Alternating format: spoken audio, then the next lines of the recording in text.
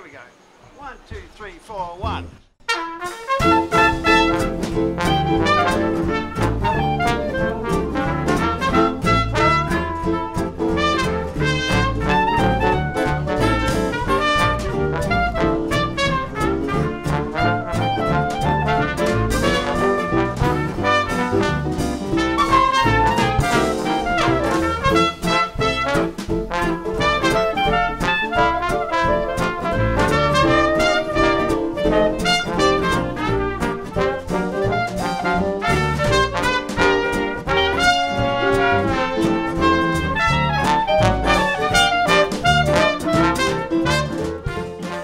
As a long-time stalwart of the jazz club of WA, you would have many memories of the early days.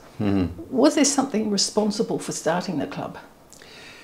Well, I'm not sure exactly how it happened, but I do know that there was a lot of enthusiasm for traditional jazz, and a group of people got together. I'm not sure exactly who was the initial spark for that, but I suspect it may have been Roy Burton. And there was a meeting held at the what was the Chelsea Tavern in Nedlands, which doesn't exist anymore. I remember going to that meeting with my dad with great excitement at the thought of, yes, a group of people are going to get together to promote traditional jazz in Western Australia. And traditional jazz has always, well, after the 1920s, has always been a bit of a niche music that needed people to be enthusiasts and promote it. And so the idea of establishing a club which would have volunteers supporting and promoting the music was a great, exciting thing, because it meant that the music would have a future and wouldn't gradually die off. And so now you move up to 1983, when the Jazz Club was formed, with the idea of keeping it going, really. Did it take long to get going and actually have bands start playing? No, it didn't. It was, we rotated bands on a Tuesday night at the Highway Hotel. Okay. Yeah, Oh, wow. which is no longer there. After that first meeting, how long was it before you had your first official night with the band playing? I don't actually remember how Roughly? long. It would have been no more than a month. Yeah, yeah. So for me to think that there were going to be other people who were excited about it like I was really, really exciting. And I remember the feeling of going to that first meeting and being, you know, really excited. And there was a great buzz at the meeting, a lot of enthusiasm. It was a lovely meeting. So it really all started back in 1982 when I took a job at the ABC, and initially I was presenting on radio. I did both radio and television news, but I had a program called The Wonderful World of Wednesday Night Swing, because I love feel-good music, and we had wonderful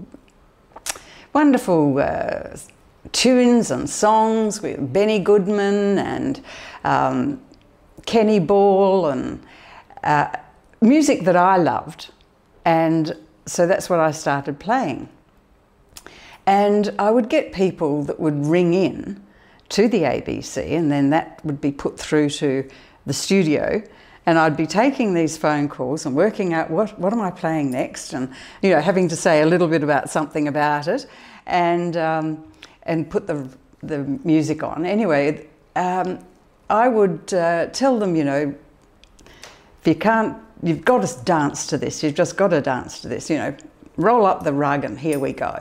And so we had this wonderful traditional jazz. A lot of it was trad jazz and swing, but the people just seemed to love it. In fact, for the ABC, in a nighttime radio program, it was rating like 14%, which is pretty big, you know, and it was big for the ABC at the time. So I was given a little bit of encouragement, I think, because I thought I started to play local WA bands. And then I thought, why don't we have these bands come in and do a live show on air, because this hadn't happened for some years at the ABC, where people came in and did live in the studio. So I had some wonderful audio guys, one of whom I met at the anniversary, and he remembers it well. And he said he was terrified because, oh, what do I do? You know, how do I do this?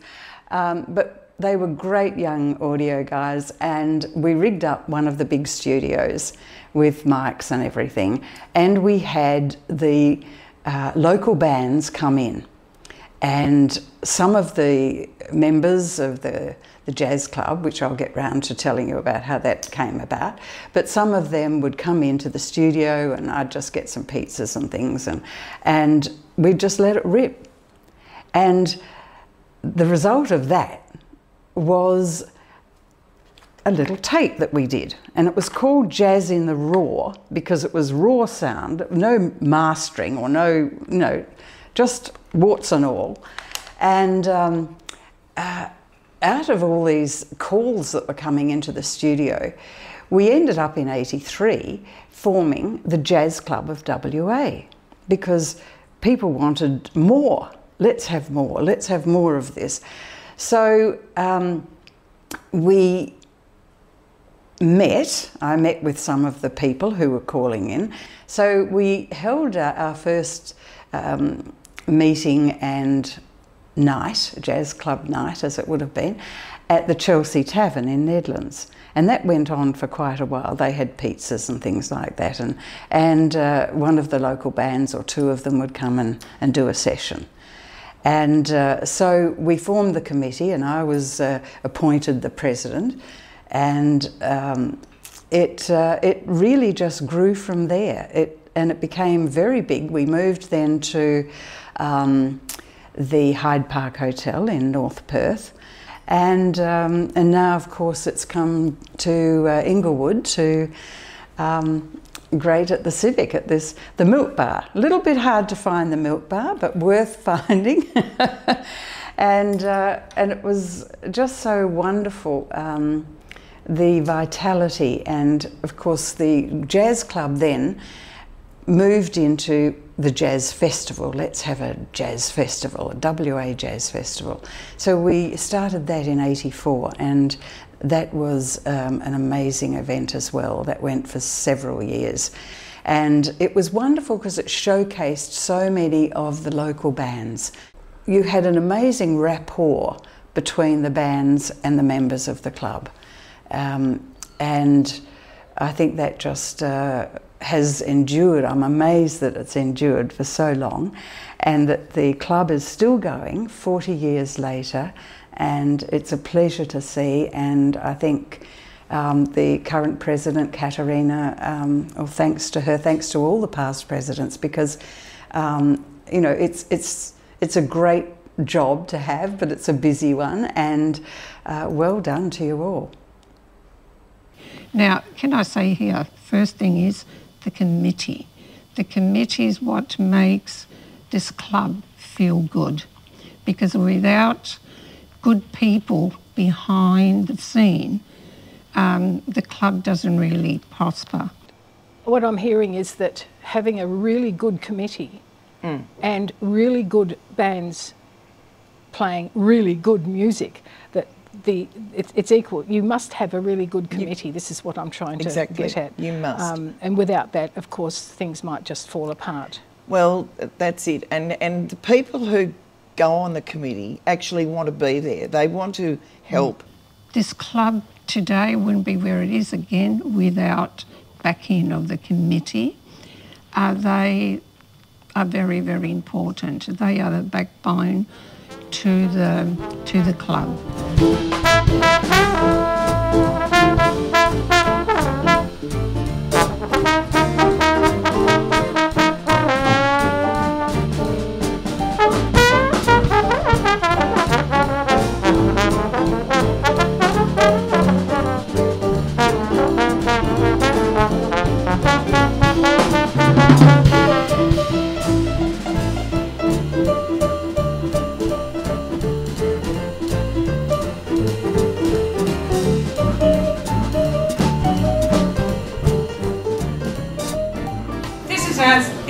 moment, may I ask Anne Conte, please come and join me.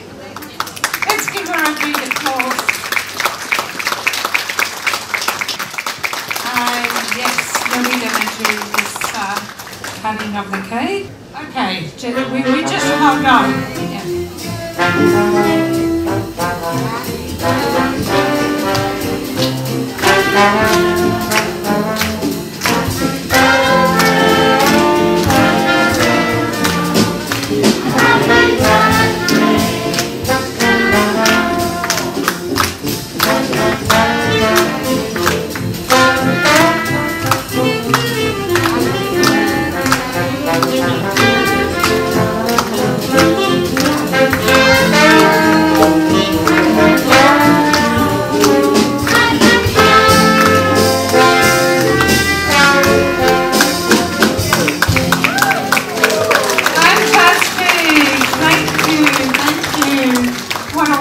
Evening. This is our lovely committee. We got one missing, Angela Fabian, who is in the UK. So I want to thank each and every one of you. Thank you so much.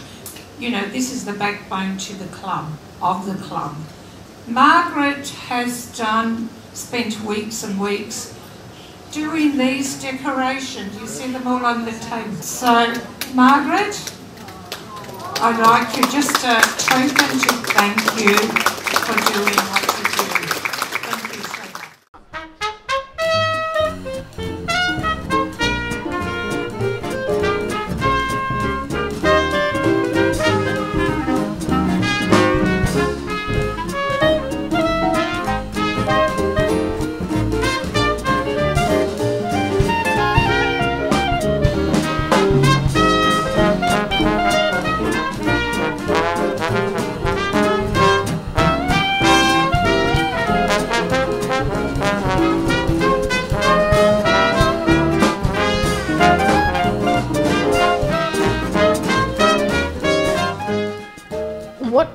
Is it the milk bar per se, or what is it about the milk bar that attracts people there? On Beaufort Street, we've got a better exposure to what we had when we were at Yokine. We were in a back street at Yokine. There was no passing trade, whereas being on Beaufort Street, it's a busy street. So again, I think that helps.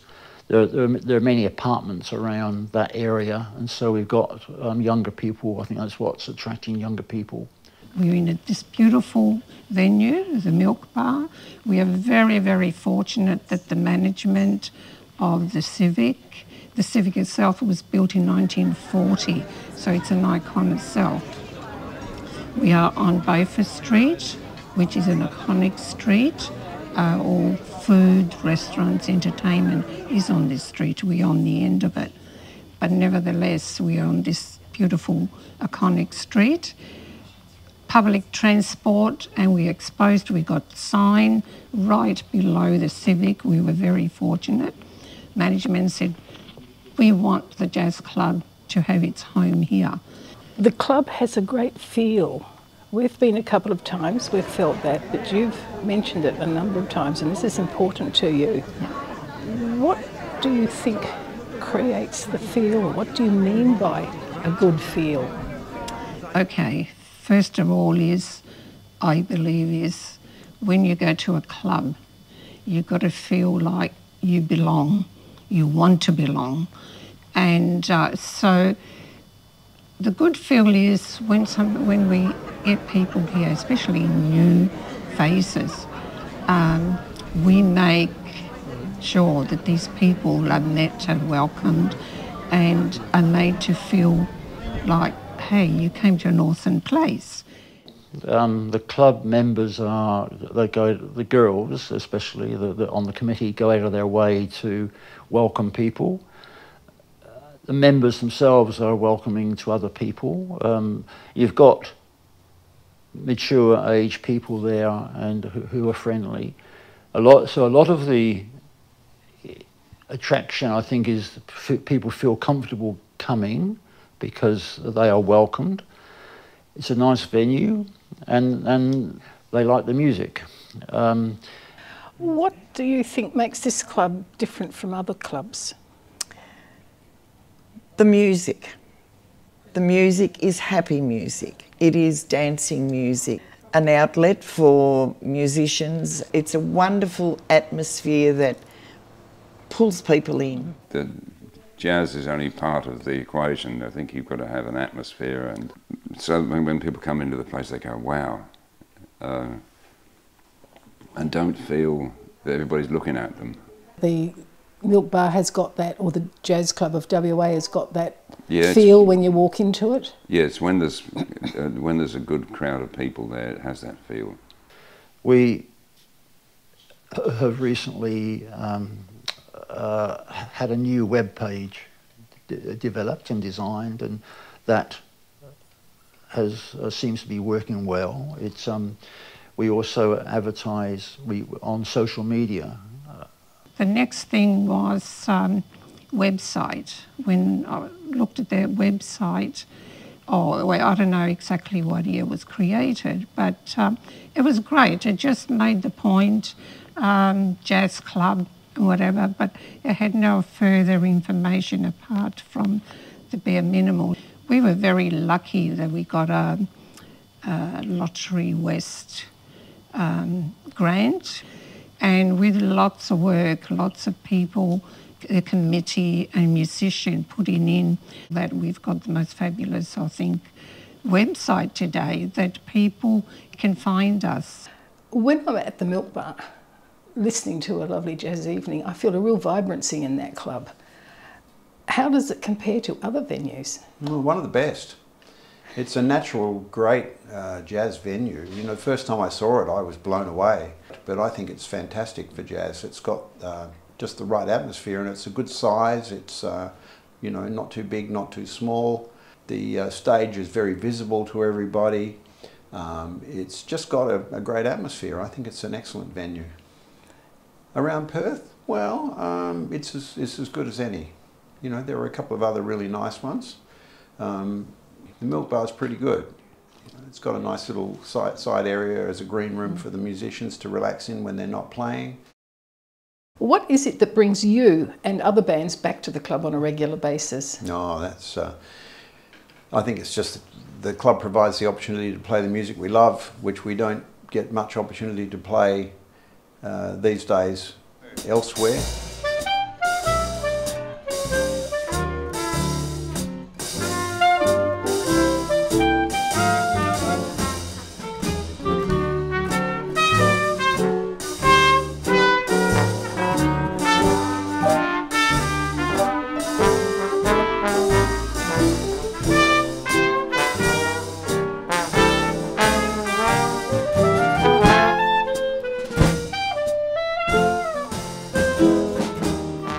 Even at WAAPA, they teach jazz. They don't teach trad jazz. So, but they are just so talented. But there again, we have to let them do a few of their own creation, because we can't expect these young ones, after doing all these years of study, to say, hey, you know, at the club you can just play trad jazz. The young ones will rearrange it. And as I said before, we have to let them play some originals of their own, and especially these ones, these young musicians that are being shown, you know, another sort of jazz. And as I said, my dream has always been that the older musicians take on looking after some of the young ones, because unfortunately when they teach jazz at school levels, they teach modern jazz. They don't go back to the roots. And the roots of jazz is the Negroes coming from Africa to America, and the music they played. And it was so personal. It was their way of expressing themselves. And I think the young ones need that experience to know what it feels like to have an audience. I mean, we've had a couple of our older musos who've, you know, stood a kid beside them and they've played alongside them, and that's the way they're going to experience it. I think many of us who are lovers of trad jazz, we want to hear that old style of playing. It's hard for the young people to come in and be put into a straitjacket to only play that particular style. And I think I've got an article from Phil that we've had in our jazz notes, and he's saying that you've got to allow the younger people to do it their way. What role or influence do you think the upcoming younger musicians will have in the trad jazz world? Well, they're going to be obviously crucial, because as the oldies like me fade away and move on, you know, the only ones that are going to keep it alive are the young people. And I think it's really important that traditional jazz is a living thing and not a museum piece. And I think we all in our lives have our own experiences. And so, for example, I have heard the Beatles and the Rolling Stones and rock music and you know, more contemporary music.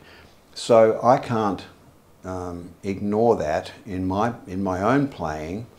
So you have to be able to play traditional jazz but be authentic to your own musical roots and background.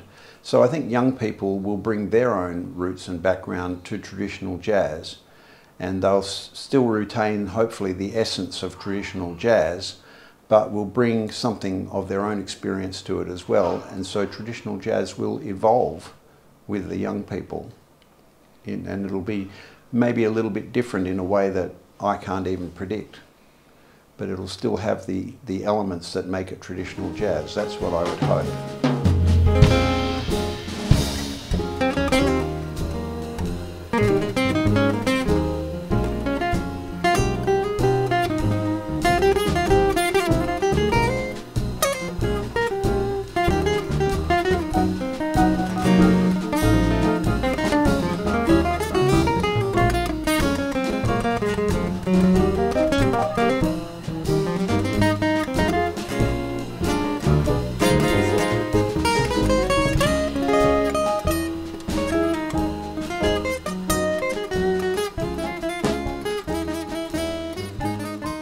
And I can see this club growing, and not only the patrons, the committee, but also musicians are all starting to believe, hey, this club is doing okay. So we are in a beautiful venue now, where when I say beautiful, jazzy, it's got intimacy, it's got ambience and all that. I think this club's going to be here at least for another 20 years. This club is on a good road, and it's going to go places.